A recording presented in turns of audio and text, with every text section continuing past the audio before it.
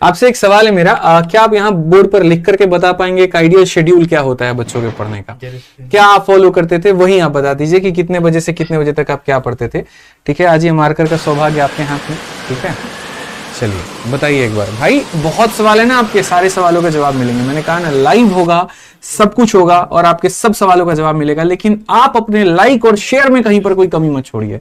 ठीक है, 5 to 6 के बीच में मेरा मॉर्निंग, मतलब मैं उठ जाता था, वही था। ठीक है, 5 से 6 आप उठ जाते थे? 5 से 6 के बीच में मैं उठ जाता। इतना सुबह उठ जाओगे? हाँ सर, सोते तो जल्दी सर। हाँ। कोई रात का कोई डिस्ट्रैक्शन नहीं। खतरनाक आदमी हो भाई साहब।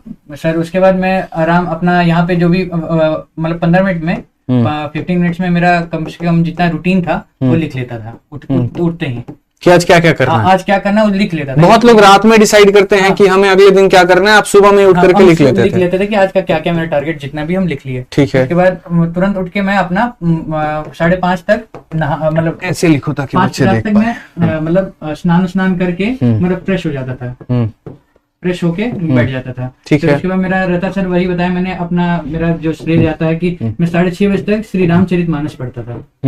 मतलब वो बुक हम अपनी पूरी पढ़ते रहते थे सर। वो मेरा पूरा रहता था, राम जी का पूरा स्तुति करते रहते थे। और क्या करके मम्मी को मेरे को मतलब स्कूल पहुंचाना रहता था। मैं 7:30 तक ऑन ड्यूटी अपने लाइब्रेरी पहुंच जाता था। लाइब्रेरी पहुंच के सबसे पहला यही रहता था कि ये जो यहाँ रूटीन है इसके हिसाब से क्या है मेरा। सबसे पहला सर मेरा रहता था कि 8:30 तक में कैसे भी मेरे को पहला रहता था सर, मेरा जो सेशन डायरेक्ट रहता था कि मैं पहले अपना एडिटोरियल करता था। एडिटोरियल वही सर जितना, एक सेकंड सॉरी, एडिटोरियल और वोकैब, ये सेशन था मेरा सुबह का। वोकैब क्योंकि सुबह रट्टा मारना आसान होता था सर। सर ये मतलब 8:30 मतलब 9:15 तक मेरा यही सेशन चलता था। फिर आपका एक बैच जो मेरा रहता था ये 9:15 से, और जो 1.5 घंटे करीब आपका बैच रहता था 10:45, या कभी कभी रोक के अगर पढ़ते थे कभी कुछ समझ नहीं, मतलब नोट्स भी बना रहे हैं तो कहीं लग रहा है 1 घंटे की क्लास 1.5 घंटे बन जा रही है, आपकी क्लास लगा लेता था। ठीक है, फिर एक थोड़ा सा घूम फिर के आ जाता था। वो घूमना सर थोड़ा ज्यादा, कभी 15 मिनट का भी होता था तो कभी 45 मिनट भी चला जाता था। कहाँ घूमते थे? चाय पीने चल जाते सर। किसके साथ? वो मित्रगण हमारे बहुत सारे सर। नहीं तो चाय ही पीने जाते थे? हाँ बस चाय पीने चले जाते थे। तो 11:30 बजे तक वापस बैठ जाते थे और अपना एक मॉक दे देते थे सर। वो मॉक जैसे प्री का ही हम अभी बता रहे हैं, तो प्री का एक मॉक दे दिए। प्री का मॉक 11:30। प्री का मॉक आप तब दे रहे थे ना जब सिलेबस कंप्लीट हो? हाँ ठीक है। प्री का मॉक सर मेरा ये भी सर एक सवाल आता है बहुत लोग कि मॉक कब देना चाहिए। ये होता है कि मॉक हम अपना सिलेबस खत्म कर लेंगे, सिलेबस खत्म कर लेंगे फिर देंगे। मेरी गारंटी बता रहे हैं, मैं सिलेक्टेड हूं, मैं आज भी दावा ठोक के नहीं बोल सकता कि मेरा सिलेबस खत्म है। मेरा रैंक 24 है, मैं अभी भी बोल सकता हूँ। रैंक 1 से भी पूछ लीजिए भैया से कि उनका सिलेबस कंप्लीट है, वो बोलेंगे नहीं यार वहां से थोड़ा छूटा वाला है, छूटा हुआ। मतलब एक एस्पिरेंट का सिलेबस कभी भी खत्म नहीं होता है, कभी नहीं होता। अगर वो ये जीवन में अपने सोचे कि यार हम तो सिलेबस खत्म करने के बाद में जो है तब मॉक लगाएंगे, तो उसकी भूल है। भूल है कि 50 से 60% सिलेबस खत्म हो जाए तो मॉक देना शुरू कर देना चाहिए। मेरा लगता है कि सर मेरा जो था कि मैं वही कि 40 to 50% अगर आपका हो गया। मैं मानता हूँ सर, पहला मेरा स्ट्रेटेजी था कि मैं अर्थमेटिक कंप्लीट कर लूं, अर्थमेटिक कंप्लीट कर लूं। ठीक है, अर्थमेटिक के कम से कम प्री में मैं बोलता हूँ कि 13 से 14 सवाल आते हैं, जिसमें से 2 तो DI हो गया, तो 16 सवाल तो हो गया ना। तो अपने पे कॉन्फिडेंस रखो। ये इसके बाद के जितने भी तुम्हारे पास 9 सवाल बच रहे हैं ना, ये एडवांस के हैं। ये एडवांस के 9 सवाल को ना रिवर्स इंजीनियरिंग से सीखो। नहीं आ रहा है कॉपी में लिख लेंगे, 9 सवाल को दिमाग से ये नहीं समझेंगे। और वो उस समय क्या जो भी आपके मॉक मेथड होते हैं वो XX टाइप के होते हैं, थोड़ा सिंपल ऐसे कॉन्टिन्यूअस टाइप के रहते हैं, तो उसको वैसे करके बना लेंगे। ठीक है, प्री यहाँ पे प्री का मॉक। यहाँ इसके बाद में क्या करते थे आप? यहाँ प्री का मॉक हुआ तो उसके बाद हमें 1 बजे खाने मैं लिख देता हूँ, हम लिख नहीं पा रहे, कोई बात नहीं, मैं लिख देता हूँ। तो आप उसके बाद में जो है यहाँ 11 से 11:30 आपने 11:30 तक 12:30 के बाद आप क्या करते थे? हम उसके घर चले जाते थे खाना खाने। किसके घर? अपने घर, लाइब्रेरी है ना सर, लाइब्रेरी से घर चले गए मम्मी। 12:30 से आपने लंच किया कितने बजे तक? 2-2:30 बजे तक। तो आपके उसके घर, इसीलिए हमने पूछा किसके घर आप जा रहे हैं। 12:30 से तो आपका लंच था। 2-2:30 बजे तक हम लंच करते थे, 2:30 बजे वापस आ जाते थे सर। ठीक है, 2:30 बजे तक आप वापस, 2 घंटे का ब्रेक। सर दो वो तो सर कम है, वो थोड़ा YouTube के लिए हम 2 घंटा बोल रहे हैं, वैसे 4 साढ़े 4 हो जाता था नींद के हिसाब से। तो ये मत बताओ, ये वाले बच्चे बड़े खतरनाक है, जो वो लोग नहीं मानेंगे। नहीं, हम इसलिए बता रहे हैं सर ना कि बहुत ना अपने आप को लेके स्टैटिक ना हो, पागल मत बनो कि अरे 2 घंटा सो गए अब क्या होगा मेरा नहीं। अरे हो जाएगा भाई, हो जाएगा। हर दिन जाओ लाइब्रेरी, अगर टेबल पे बैठे हो ना, हर दिन का लगा लो 6 घंटा बैठेंगे हम, नहीं बैठ पाए 3 घंटा बैठे ना, अरे बोलते ना कि बहुत बड़ा ये क्या नाम है पहाड़ है, उसको तोड़ना है तो 100 गो हथौड़ा लगेगा, अरे एक गो मारे ना उसमें खुश रह जाओ, ठीक है ना। ये हर दिन हमको मारना, एक हथौड़ा मारना, टूटेगा तो है पहाड़, कहीं नहीं टूटेगा। बहुत बढ़िया।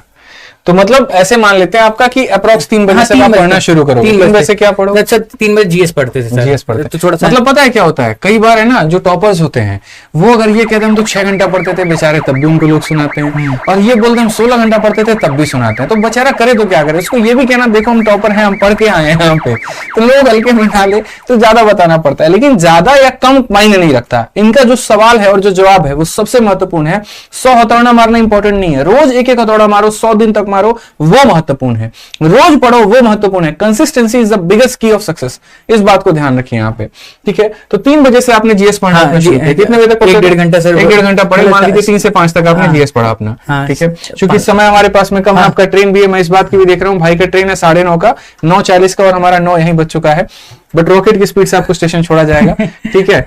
बस थोड़ा सा सवाल है, 3 से आपका 5 बजे तक आपने जीएस पढ़ा मेरे भाई यहाँ पे, ठीक है। उसके बाद फिर चाय पीने चले गए, चाय पे फिर कहाँ गए? फिर चाय वहीं दोस्तों के साथ, दोस्तों के साथ। चलिए 5:30 में वापस आ जाते थे, 5:30 में वापस आ गए।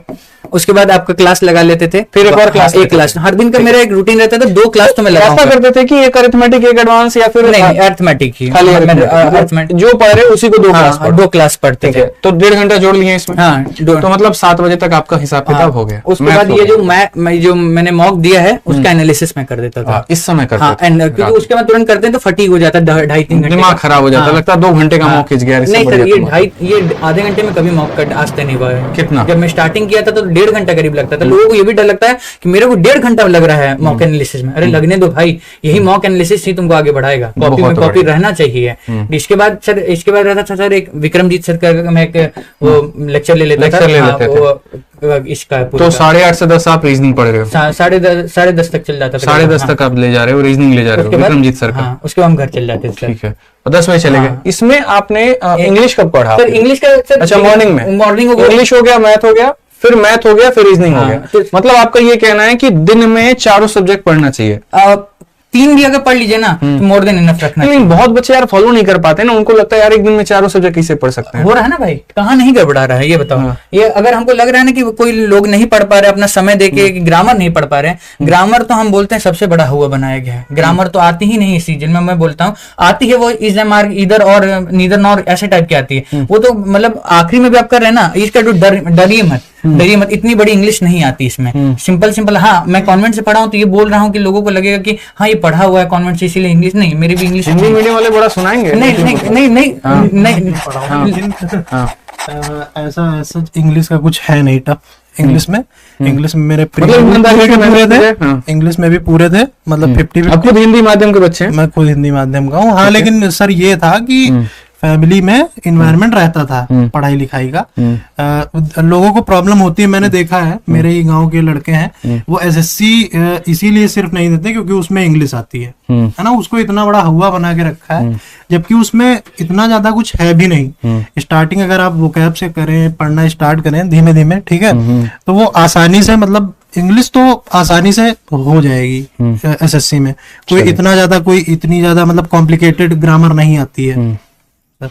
चलिए मेरे भाई, तो इसके लिए आप दोनों का बहुत बहुत धन्यवाद जो आपने हमारे बच्चों को एक सही गाइडेंस दी यहाँ पर, ठीक है। चैनल को सब्सक्राइब कर लीजिएगा, वीडियो को लाइक कर लीजिएगा, मिलेंगे अगली वीडियो में। आज